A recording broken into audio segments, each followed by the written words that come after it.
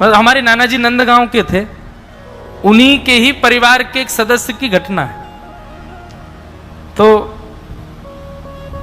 एक बाबा रहते थे नंदगांव में, और वो बाबा नित्य मधुकरी पाते थे। मधुकरी मतलब ब्रजवासियों के यहां से मांग के लाते थे मधुकरी प्रसाद, और उसको बैठ करके जीमते थे।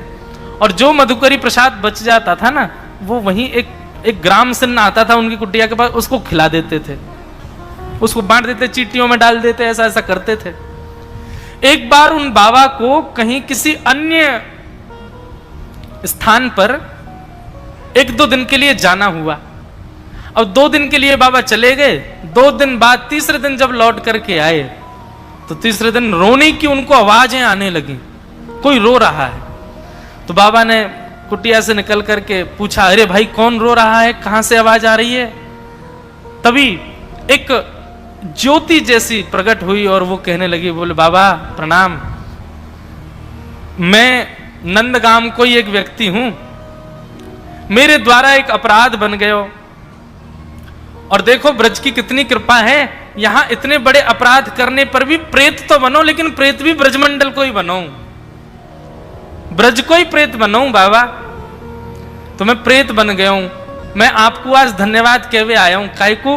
बोले क्योंकि आपने, मैं जब ग्राम सन्न के रूप में आपके यहां आता तो आप रोज मधुकरी, एक तो ब्रजवासीन के घर की मधुकरी और वाकु आप उच्छिष्ट कर देते, तो ब्रजवासीन के घर की बनी आपके उच्छिष्ट याकू मैं जब एक ग्राम सन्न के रूप में पायो करतो, वही से मेरे पाप नष्ट होते चले गए और अब मैं मुक्त है गया हूं। बाबा आपकी झूठन खावे से, ब्रजवासीन के घर की मधुकरी पावे से मैं मुक्त तो 2 दिन पहले है गो, पर 2 दिन से प्रतीक्षा कर रहा हूं, आप आए नहीं। आप आ गए हो तो बाबा मैं अब मुक्त है रहे हूं, आपको धन्यवाद कहवे आया हूं। बाबा बोले, ओ प्रेत रुक, यहीं पर रुक जा, रुक जा, रुक जा, अभी इतनी जल्दी मुक्त है कि कहां जा रहा हो, यहीं रुक। बोले भैया तू एरो गैरो भूत नहीं है, तू तो ब्रज को भूत है, और ब्रजवासी है निश्चित ही पूर्व जन्म को। तेने इतने दिना तक मेरी झूठन प्रसाद पाई, तेरे पाप मैंने मुक्त कर दिए, तू मेरा एक काम ना करेगो? तो प्रेत बोला, बोले आज्ञा करो बाबा, कहा करूं? बोले ये बता दे नंद नंदन कहां मिलेंगे, श्री कृष्ण कहां मिलेंगे? आहा, प्रेत से कहने लगे श्री कृष्ण कहां मिलेंगे बताओ।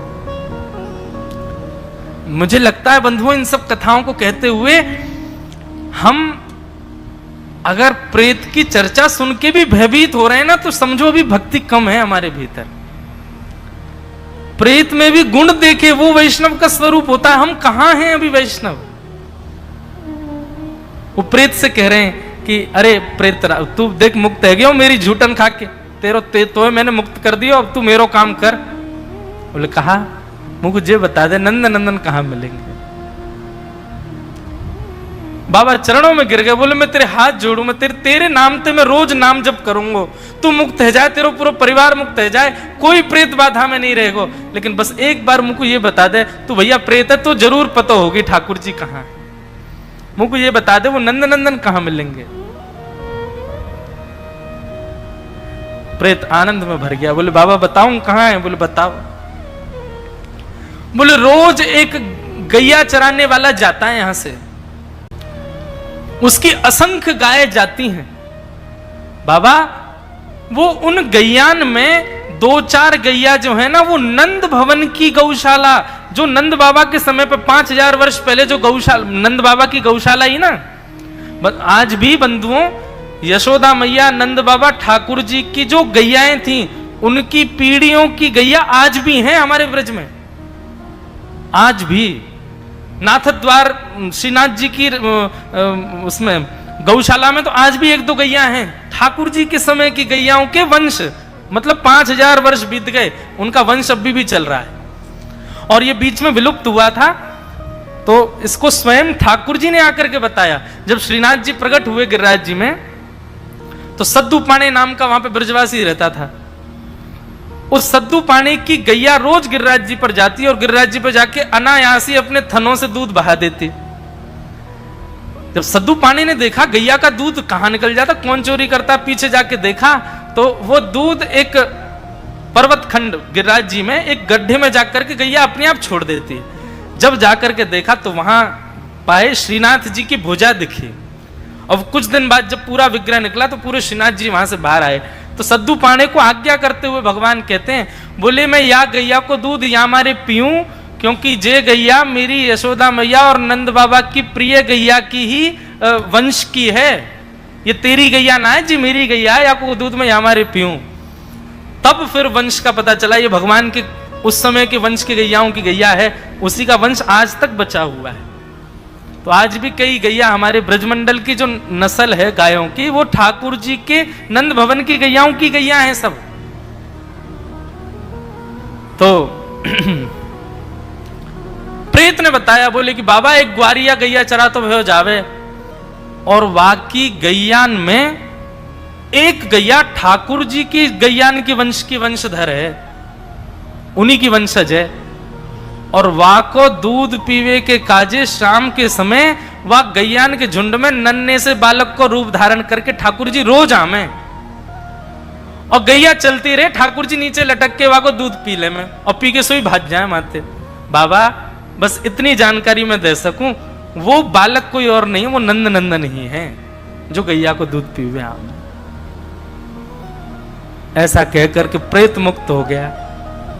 और बाबा जाकर के बैठ गए, एक झाड़ी के नीचे पीछे छुप करके बैठ गए। वो ग्वारिया का पूरा होलिया बता दिया था, ऐसा है, ऐसी गैया है, सब है। चलने लगे, चलते चलते चलते देखा, तभी बाबा ने अपनी नजर ऊपर करके देखी तो कमल नेत्र हैं। आहा क्या भ्रगुटी, इधर उधर अपने नेत्रों को घुमा रहे हैं, अपने होठों को अपनी जिह्वा से जब बिल्कुल गीला कर लेते हैं, बाकी सी चाल चल रहे हैं, गैयान छुप छुप के चल रहे हैं, कहीं ग्वारिया देख नहीं ले मुंह को। और जिस प्रकार एक बानर, कभी बंदर के बच्चे देखो हमारे वृंदावन में आके, वो ऐसे लटके रहते हैं नीचे मैया के गर्भ से, ऐसे ठाकुर जी अपने दोनों भुजा और पैरों से गैया के नीचे लटक गए और वाके थनन को मुख में लेके वाको पान करने लगे। आहा, ये दृश्य जैसे ही देखा बाबा तो आनंदित हो गए। चाह तो रहे थे कि अभी झपट लूं, लेकिन सोचने पहले दूध पीने तो पेट भल्ले फिर पकड़ूंगा। और दूध पी करके भगवान ने अपना मुंह पहुंचा और जैसे ही चौकड़ी मार के भागने लगे, सामने बाबा आकर के खड़े हो गए और महाराज चरण पकड़ लिए। बोले अरे लाला मिल गयो मिल गयो मिल गयो, आज तो मेरो कन्हैया मिल गयो, अरे तू ही मेरो परब्रह्म है, तू ही मेरो सर्वस्व है, अरे बड़े दिनाते भजन कर रहे हो लाला, आज तो मिल गयो। अब ठाकुर जी रो में, अरे दारी के बाबा मेरो पाम छोड़, मेरी मैया इंतजार कर रही है, प्रतीक्षा कर रही है, बहुत मारेगी। अब आपको पता चल गई मैं इतने विलंबित गए हूं तो बहुत डांटेगी। बाबा बोले आज नहीं छोड़ूंगा, बड़ी मुश्किल से मिले, अब तो पकड़ ही लूंगा। ठाकुर जी ऐसी हरकत करने लगे कि बाबा को ऐसा लगे कोई सामान्य बालक है।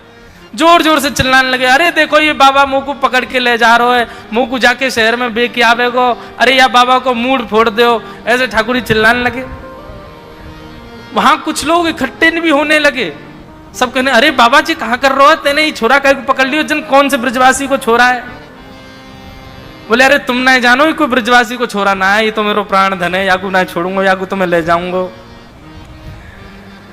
इतने में ही ठाकुर जी जब समझ गए कि अब ये भाव इनका निर्मित हो चुका, अब ये पूर्ण रूपेण मेरे हो चुके, वो छोड़ेंगे नहीं, तुरंत ठाकुर जी ने उनके सिर पर वरद हस्त फेरा और फेर करके उनको अपने मधुर स्वरूप का दर्शन करा करके उनको हृदयांगित करके और बाबा को अपने संग ही गोलोक धाम को लेकर के चले गए। बोलो भक्तवत्सल भगवान की। बताओ, भगवत प्राप्ति किसी को गुरु कराते हैं, भगवत प्राप्ति किसी को धाम कराते हैं। मन में यदि ललक हो तो भगवत प्राप्ति प्रेत भी करा देते हैं,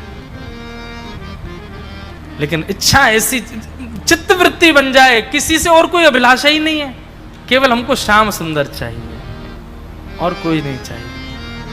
ये चित्तवृत्ति जब बन जाती है ना, तब आपके आगे दिखने वाली जड़ चेतन हर वस्तु से आप यही कहोगे।